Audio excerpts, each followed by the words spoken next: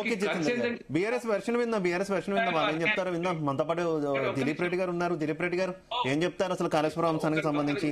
ప్రభుత్వం తన పాత వాదనే కంటిన్యూ చేస్తుంది. ఎన్డీఎస్ఏ రిపోర్ట్ రావాలి, అసలు ఉపయోగపడుతుందా లేదా అన్నదానికి ఒక క్లారిటీ రావాలని జితేందర్ రెడ్డి గారు అంటున్నారు. మీరేం చెప్తారు? అంటే నాడు కాంగ్రెస్ ప్రభుత్వం ఏం చేసింది? కేంద్రంలో కాంగ్రెస్, రాష్ట్రంలో కాంగ్రెస్, పక్క రాష్ట్రం మహారాష్ట్రలో కాంగ్రెస్ ఉన్నా గానీ వాళ్ళు 152 మీటర్లకు అనుమతి ఏనాడు తీసుకొచ్చినటువంటి దాఖలాలు లేవు. అసలు ప్రాజెక్టు కట్టనటువంటి దాఖలా వాళ్ళది. 2007 దాన్ని ప్రారంభించినప్పుడు దాని బడ్జెట్ ఎంత పెట్టుకున్నారు? 17,875 కోట్లు పెట్టిర్రు. 2008లో వాళ్ళు ఏం చేయకముందే బడ్జెట్ రివైజ్ ఎస్టిమేట్స్ ఎంత ఉన్నాయంటే 38,500 కోట్లు. వాళ్ళు కడతా అన్నప్పుడు దాని కెపాసిటీ ఎంత, ఇప్పుడు కాళేశ్వరం కెపాసిటీ ఎంత, ముందు వాళ్ళు ఒకసారి అవగాహన చేసుకుంటే వాళ్ళకి అర్థమైపోతా ఉంటది. అంటే కాళేశ్వరం ప్రాజెక్టు కట్టడం వీళ్ళకి నచ్చలేనట్టున్నది. ఎందుకంటే అసలు అన్ని ఏళ్ళు సమైక్య రాష్ట్రంలో ఉండి అన్ని చోట్ల కాంగ్రెస్ పైనుంచి కింది దాకా కాంగ్రెస్ ఉంటేనే వీళ్ళకు అనుమతులు తీసుకురాని చేతగాని ప్రభుత్వం నాడు ఉన్నటువంటి ప్రభుత్వము ఈరోజు మళ్ళీ అధికారంలోకి వచ్చి ఏం మాట్లాడుతూ ఉంటారండి? వాళ్ళు కొద్దిగా సోయి తెచ్చుకొని మాట్లాడితే బాగుంటది.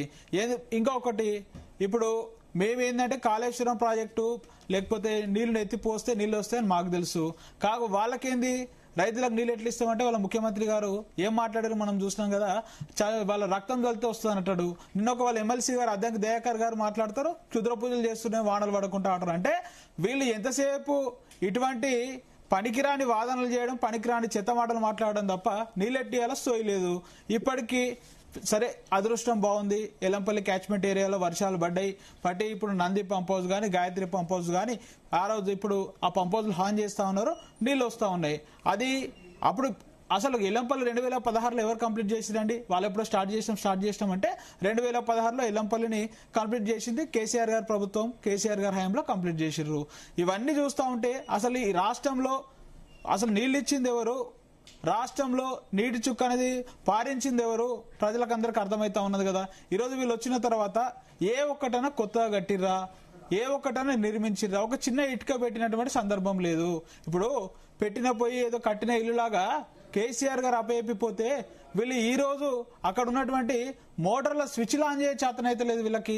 ఈరోజు మనం ఎల్లంపల్లిలో చూస్తూ ఉంటే 20 టీఎంసీల కెపాసిటీ అదంతా అయిపోయింది. ఇప్పుడు వాళ్ళకి అవుట్ఫ్లో అనేది లేదు కాబట్టి అక్కడ, ఎందుకంటే హైదరాబాద్కి ప్రతిరోజు 339 క్యూసెక్కులు హైదరాబాద్ కావాలి, ఎన్టీపీసీకి ఒక 100 క్యూసెక్కులు నీరు కావాలి. అంటే ఒక నెలకు తీసుకుంటే ఒక 1 టీఎంసీ చేంజ్ కావాలి వాళ్ళకి నీరు.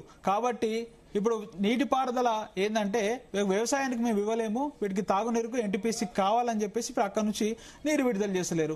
మేమేం డిమాండ్ చేస్తా ఉన్నామంటే ఇప్పుడు మీరు లెక్కలు తీసుకోండి, సిడబ్ల్యూసీ లెక్కలు. ఇప్పుడు మేడిగడ్డ దగ్గర 5 లక్షల క్యూసెక్ల నీరు అనేది ప్రవహిస్తా ఉన్నది. అక్కడ కన్నెపల్లి మోటార్లు ఆన్ చేసి ఈరోజు రైతులకు నీళ్ళు ఇవ్వాలని చెప్పేసి, రైతాంగాలకు నీళ్ళు ఇవ్వాలని చెప్తా ఉంటాం. మళ్ళీ ఏదో భద్రాచలం కొట్టుకపోతుంది, ఇది కొట్టుకపోతుంది, అది కొట్టుకపోతుంది అని చెప్పేసి అసంబద్ధమైన వాదనలు చేసే ముందు ఒకసారి ఆన్ చేసి చూడు. ఆన్ చేసి చూసిన తర్వాత అన్నారం సుందిలో సీపేజ్ ఉంటే సీపేజ్ పూడ్చిర్రు. సీపేజ్ ఒకవేళ నువ్వు అన్నట్టు నిజంగా అవి రెండు కూడా ఏమన్నా జరిగితే కూడా 8 టీఎంసీల నీరు మాత్రమే కదా బయటకు వచ్చేది. నువ్వు అన్నట్టు 40 గ్రామాలు కానీ 4 గ్రామాలు కానీ కొట్టుకుపోయే పరిస్థితి లేదు. ఇప్పటికైనా సరే శశబిజాలకు పోకుండా ఈరోజు రైతు కోణంలో ఆలోచించాలని చెప్పేసి చెప్తా ఉన్నాం. ఎందుకంటే రైతు నీ పార్టీకి నా పార్టీకి సంబంధించిన ఈ 2 ఏళ్లుగా కూడా కాళేశ్వరం నీళ్లు చుక్క నీరు వాడకుండానే తెలంగాణ రాష్ట్రంలో పంటలు పండించాము. ముఖ్యంగా ధాన్యాన్ని తెలంగాణ రాష్ట్రం దేశంలోనే నెంబర్ 1 గా ఉంది ధాన్యం పండించడం. ఇది ఎలా సాధ్యమైంది? కాళేశ్వరం లేకుండానే సాధ్యమైంది కదా అనేది వారి వాదన. అంటే రక్తం తలితే పండిందో లేకపోతే మరి క్షుద్ర పూజలు చేస్తే పండిందో వాళ్ళే చెప్పాలి. సమాజం అంతా చూస్తా ఉన్నది కదా. అసలు మీరు కాళేశ్వరంలో 3 రకాల డిజైన్ ఉంటుందండి. అసలు తక్కువ వర్షపాతం పడ్డప్పుడు ఈ మేడిగడ్డ దగ్గర నుంచి నీళ్ళు లిఫ్ట్ చేసి పెట్టొచ్చు. మామూలు వర్షపాతం పడ్డట్టు ఇప్పుడు ఎల్లంపల్లి నుంచి తీసుకురావచ్చు. ఇంకా మంచిగా ఉంటే ఎస్ఆర్ఎస్పీ వరద కాలువ అక్కడ నుంచి నీళ్ళు కొట్టుకురావచ్చు. అంటే కాళేశ్వరం అనేది ఎటువంటి పరిస్థితులైనా సరే తట్టుకోవాలని చెప్పేసి ఒక డిజైన్ చేసినట్టు ప్రాజెక్టు. అసలు ఎల్లిలో ప్రభావం వచ్చింది ఎప్పుడంటే ఇప్పుడు కదా మేడిగడ్డ నుంచి నీరు ఎత్తిపోయాల్సింది. ఈరోజు వర్షాలు నాడు ఎల్లంపల్లి నుంచి ఎందుకు ఎత్తినామంటే వర్షాలు అనేటివి ఆ క్యాచ్మెంట్ ఏరియాలో పడ్డాయి, అక్కడ నుంచి లిఫ్ట్ చేసే తందుకు తగిన నీరు ఉన్నది కాబట్టి నాలుగు లిఫ్ట్ చేసినావు. లాస్ట్ ఇయర్ కూడా పడ్డది కాబట్టి లిఫ్ట్ చేసినావు. ఇప్పుడు సూపర్ ఎల్లిలో పరిస్థితి వచ్చింది.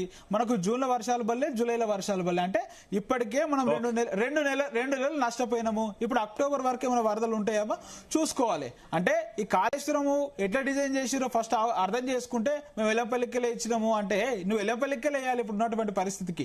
కానీ సూపర్ ఎల్లినో పరిస్థితికి మాత్రం మేడిగడ్డ నుంచి తీసుకొచ్చి ఇస్తేనే ఈరోజు రాష్ట్రం సస్యశ్యామలం అవుతుందని చెప్తా ఉన్నాము. రైట్. నరసింహారెడ్డి గారు